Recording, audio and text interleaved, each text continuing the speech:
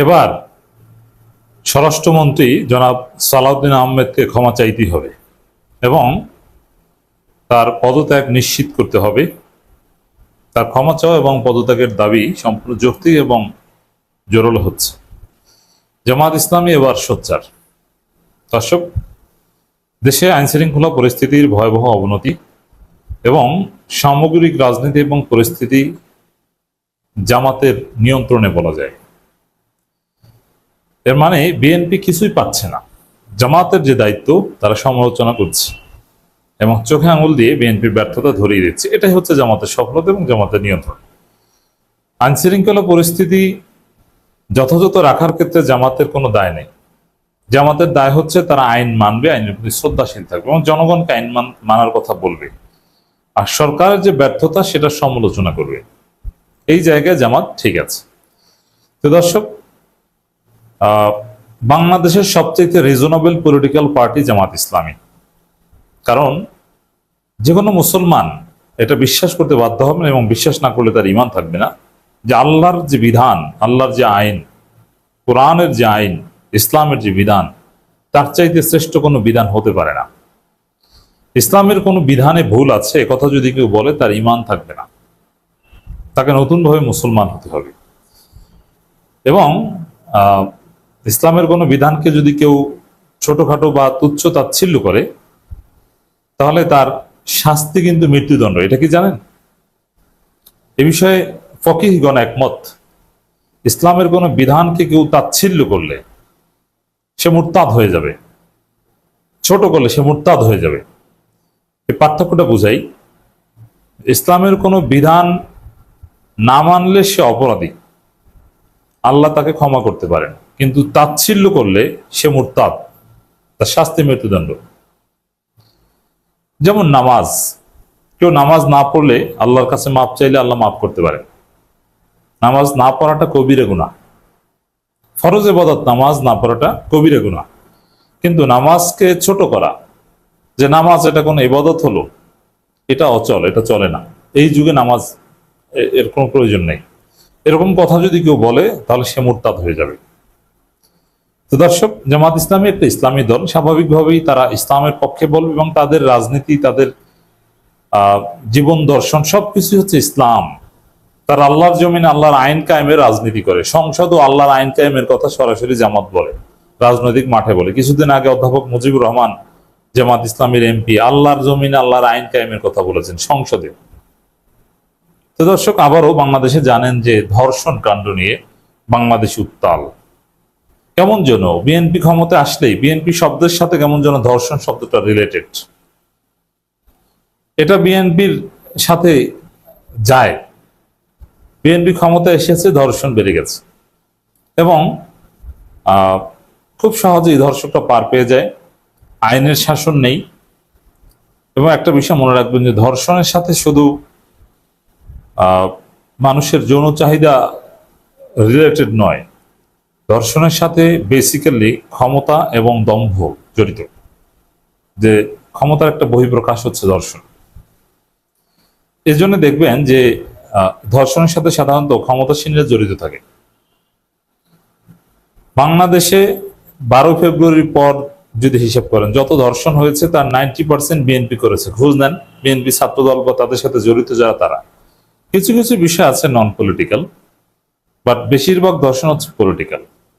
তো বিএনপি এমন একটা দল, তারা ধর্ষণ নিয়ন্ত্রণ করতে পারছে না এবং তারা তাদের ক্ষমতার অপব্যবহারের কারণে এগুলো হচ্ছে। এবং আইন শৃঙ্খলার কোনো নিয়ন্ত্রণ নাই, প্লাস দেশে আইনের শাসন নেই। দেশে আইনের শাসন না থাকলে অপরাধ অটোমেটিক্যালি বেড়ে যায়। বিএনপির মূল সমস্যা হচ্ছে এটা সরকারের, যে দেশে আইনের শাসন নেই। তো এখানে জামাত ইসলামী বিএনপির উপকার করছে, জাতির পক্ষে দাঁড়িয়েছে। জামাত ইসলামী ধর্ষণের বিরুদ্ধে সবচেয়ে কার্যকর শক্তি, কারণ জামাত বলছে যে আল্লাহর আইনে বিচার করতে হবে। আর আল্লাহর আইনে বিচার করতে বলার পরেই ধর্ষকদের পক্ষের শক্তির গায়ে আগুন লেগে গিয়েছে। দর্শক দেখেন, জামাত ইসলামী ধর্ষণের শাস্তি হিসেবে মৃত্যুদণ্ডের কথা বলেছে, যে মৃত্যুদণ্ড দিতে হবে, প্রকাশ্যে মৃত্যুদণ্ড কার্যকর করতে হবে। আমরা তো আরো বলবো যে বিহেডিং, শিরোচ্ছেদ, অথবা ইসলামের অন্যান্য যে বিধান আছে প্রকাশ্যে মৃত্যুদণ্ড কার্যকর করার, বা বিবাহিত যদি হয় জেনার ক্ষেত্রে পাথর মেরে হত্যা করা, স্টোনিং টু ডেথ, আমরা সেটার পক্ষে, কারণ এটা ইসলামের বিধান।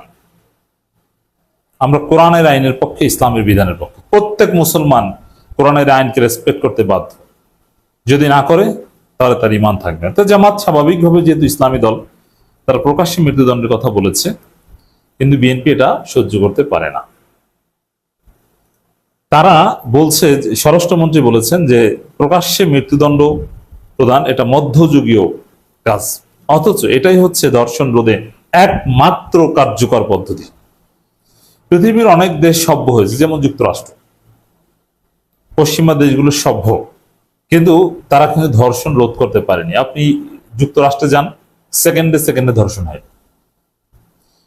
কারণ অন্যান্য জায়গায় তারা সরাসরি ইসলাম না মানলেও ইসলামের বিধিবিধানগুলো অন্যভাবে মানে, যেটা ডক্টর কাজী দীন মোহাম্মদ বলেছিলেন যে যুক্তরাষ্ট্রে আমি মুসলমান দেখিনি, কিন্তু ইসলাম দেখেছি। নীতি নৈতিকতা, ইনসাফ, মাপঝোপ, নানান ক্ষেত্রে তারা ইনসাফ মেনটেন করে, তারা সভ্য হয়েছে। কিন্তু এই ধর্ষণের বিধান বা এগুলোতে তারা ধর্ষণ প্রতিরোধের যে ব্যবস্থা, এগুলোতে ইসলামী বিধানের দিকে আসতে পারেনি, ধর্ষণ চলছে যুক্তরাষ্ট্রে। তো বাংলাদেশেও ধর্ষণ রোধের একমাত্র উপায় হচ্ছে প্রকাশ্যে মৃত্যুদণ্ড, যেটা আল্লাহর কথা, যেটা রাসূলের কথা, যেটা ইসলামের কথা। কিন্তু স্বরাষ্ট্রমন্ত্রী সেটাকে বলেছেন যে এটা মধ্যযুগীয়। মধ্যযুগীয় মানে সেটা খারাপ, বর্বর, অসভ্য, আনস্মার্ট, আনসিভিলাইজড। মধ্যযুগীয় কথার অর্থ হচ্ছে এটা। তো ইসলামের বিধান প্রকাশ্যে মৃত্যুদণ্ড দেয়াকে যারা বর্বর, অসভ্য, এভাবে তুচ্ছ তাচ্ছিল্য করে, তার ঈমান নাই, সে কিন্তু মুরতাদ হয়ে যায়। আমি বলছি না যে সালাউদ্দিন আহমেদ মুরতাদ হয়ে গেছে, না, এই দায়িত্ব আমি নিয়ে বলছি না, এটা আলেমদের দায়িত্ব। তারা ফতোয়া বোর্ড তৈরি করে তারা ফতোয়া দিবে। যদিও এখানে আরো অনেক বিষয় আছে, যে কাউকে মুরতাদ, কোন একটা কাজ সে কুফরি বা শিরকি করলেই সে কাফের হয়ে যায়, বিষয়টা এরকম নয়। তার এতেকাদ কি ছিল, তার কর্মের পরিপন্থী কিনা, না কথার কথা বলে ফেলেছেন, আরো অনেক সার্কামস্টেন্স বিবেচনা করতে হয়। এগুলো বিবেচনা এনে আলেমরা ফতোয়া দিবে, আমি তাকে বলছি না। বাট এই বক্তব্যটা, এই কাজটা, জামাত ইসলামের যে দাবি প্রকাশ্যে মৃত্যুদণ্ড কার্যকর করার যে দাবি, এটাকে মধ্যযুগীয় বলাটা, মধ্যযুগীয় বর্বরতা বলাটা, এটা ঈমান নষ্ট হয়ে যাওয়ার একটা কারণ, এটা মুরতাদ হয়ে যাওয়ার একটা কারণ। এটা বুঝতে হবে জনগণকে অ্যাটলিস্ট। বাস্তবতার আলোকে সময়ের সেরা সিদ্ধান্ত নিল জামাত ইসলামী। হ্যাঁ, সিদ্ধান্ত ইজ ফাইনাল। জামাত এই সিদ্ধান্ত থেকে এক চুলও নড়বে না, নড়ার কোনো সম্ভাবনা নেই। এবং রাজনীতি যে কত কঠিন, রাজনীতি করতে গেলে যে কত ধানে কত চাল লাগে, এটা এনসিপি এখন টের পাবে। দর্শক, এই আলোচনাটা করছি মূলত এনসিপির বাড়াবাড়ি এবং অধ্যত্বপূর্ণ আচরণ, এবং তাদের গর্ব অহংকার, এবং তাদের ভাব, এবং তাদের বেপরোয়া আচরণকে কেন্দ্র করে। এনসিপি একটা রাজনৈতিক দল, আমরা তাদেরকে সমর্থন করি। এখানে অনেক শিবিরের ছেলেরা আছে, এবং প্রায় সবাই জুলাই যোদ্ধা, এবং জুলাই বিপ্লবটা এই আজকে যারা এনসিপি নেতা, তাদের নেতৃত্বে হয়েছিল, এতে কোনো সন্দেহ নেই। কিন্তু এনসিপির নেতৃত্বে হয়েছিল, বাট সামনে সাইনবোর্ড হিসেবে তারা ছিল। কিন্তু আসলে এই এনসিপির ছেলেদের কি কোনো লজিস্টিক সাপোর্ট নিজেদের ছিল, অথবা এনসিপির ছেলেদের আলাদা কোনো বিরাট লোকবল ছিল? এক মুহূর্তের জন্য ছিল না। বাস্তবতা কি ছিল? বাস্তবতা হচ্ছে যে, যেমন এই ছাত্র শক্তির কি 10 জন লোক নিয়ে মিছিল করার মতো জনবল ঢাকা বিশ্ববিদ্যালয়ে কখনো ছিল? নেভার। কিন্তু ওখানে কিছু লেজেন্ডারি বয় ছিল। তো এই কিছু ছেলেদের সামনে রেখে নাহিদ, আখতার, ওরা কাজ করেছে। ওরাই বরং শিবিরের সাথে দেখা করেছে। শিবিরের তৎকালীন সভাপতি রাফি সালমান রিফাত বা কখনো জুনায়েদ, এদের সাথে দেখা করেছে। এদের বলেছে যে ভাই, আমরা এরকম একটা উদ্যোগ নিতেছি, আপনারা জনবল সাপ্লাই দিবেন, প্রয়োজন হলে আপনারা সাপ্লাই দিবেন। ছাত্র শক্তি কায়েম করেছে। যখনই তারা কোটা সংস্কার আন্দোলন বা কোনো একটা বিষয়ে ক্যাম্পাসে একটা আন্দোলনের ডাক দেয়, শিবির হাজার হাজার জনবল সাপ্লাই দিয়েছে। ওদের 10 জন 20 জন লোক নাই, কিন্তু ওদের কয়েকটা গুরুত্বপূর্ণ ফিগার আছে, এবং যে ফিগারগুলো এরাও একসময় শিবির করতো, কিন্তু যেভাবে না কোনো এর একটা পরিচিতি পেয়েছে, বা এদের একটা আলাদা গ্রহণযোগ্যতা আছে, বা এদের সাহসিকতা দূরদর্শিতা আছে। তো পরে এরা যা করেছে সব জায়গায় শিবির লোক সাপ্লাই দিয়েছে। যেমন একদম 1 জুলাই থেকে যে জুলাই আন্দোলন শুরু হয়েছে, যে কোটা সংস্কার আন্দোলন শুরু হয়েছে, সেখানে সামনের বসা কয়েকজন লোক, এরা হাসনাত বা এরা, কিন্তু পিছনে যে হাজার হাজার লোক বা শত শত লোক সব শিবিরের জনশক্তি। এবং শিবিরের সহায়তা ছাড়া এক জুলাই আন্দোলনে এই এনসিপির ছাত্র শক্তির ছেলেরা কেউ কিচ্ছু করতে পারেনি। এমনকি টাকা পয়সা, কোথাও নাস্তা করতে বসলে যে টাকা দিতে হবে, ওটাও শিবিরের টাকা। আন্দোলন করতে হলে যে কিছু যন্ত্রপাতি লাগবে, যন্ত্রপাতি বলতে কিছু প্লাকার্ড, কিছু পতাকা, এগুলো সব শিবির দিত। এমনকি সেই জুলাই আন্দোলনের উত্তাল সময়ে ঢাকা বিশ্ববিদ্যালয়ে যে কফিন মিছিল বা গায়েবানা জানাজা যেটা ভিসি চত্বরে হয়েছিল, সেই গায়েবানা জানাজার জন্য কফিন ক্যাম্পাসে ঢুকানো, ওটাও নানান ফন্দি ফিকির করে অনেক ঘাত প্রতিঘাত অতিক্রম করে জামাত ঢুকিয়েছে।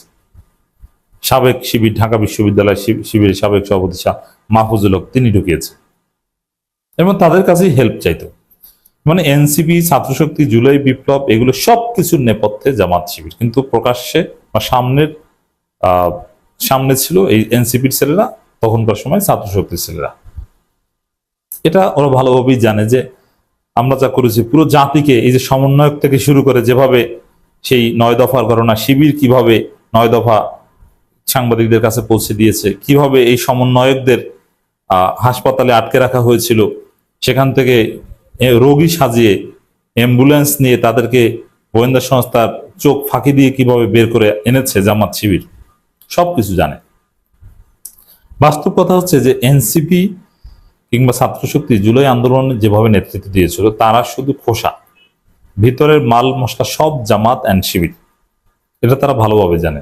কিন্তু সেই ছেলেরা এবং সাদিক ক্যামেরা, সেই ছেলেরা ক্ষমতায়, মানে হাসিনা পতন ঘটিয়ে যেই হিরো হয়ে গেল, তারপরে এখন জামাতকে গালাগালি শুরু করলো যে সাদিক ক্যাম কিছু না। এই নাহিদ বলেছিল সাদিক ক্যাম কোনো সমন্বয়ক না, কিছু না। অথচ সাদিক ক্যাম্পদের জনবল সাপ্লাই দেওয়া ছাড়া ওরা 50 জন লোক নিয়ে মিছিল করার সক্ষমতা রাখে না। কোনো সাধারণ শিক্ষার্থী আসতো না। যেখানে 1000 লোক দেখে সেখানে 500 সাধারণ শিক্ষার্থী আসে, কিন্তু সে 1000 লোক কারা? 1000 লোক তো শিবির। এরপরে রাজনৈতিক দল কায়েম করলো, রাজনৈতিক দল কায়েম করে বিএনপির সাথে জোট করতে জামাতকে কত গালাগালি করেছে। বিশেষ করে আমি একটা জিনিস লিখে রেখেছি, এটা ভুলিনি এবং এটা বলবো না। এই যে আবু বকর মজুমদার, আব্দুল কাদের, আরো অনেকে আছেন, অধ্যাপক গোলাম আজমকে যে ভাষায় গালাগালি করেছেন, আওয়ামী লীগ কিংবা বিএনপি কোনোদিন অধ্যাপক গোলাম আজমকে ওই ভাষায় গালি দেয়নি, যেটা এনসিপির ছেলেরা দিয়েছে।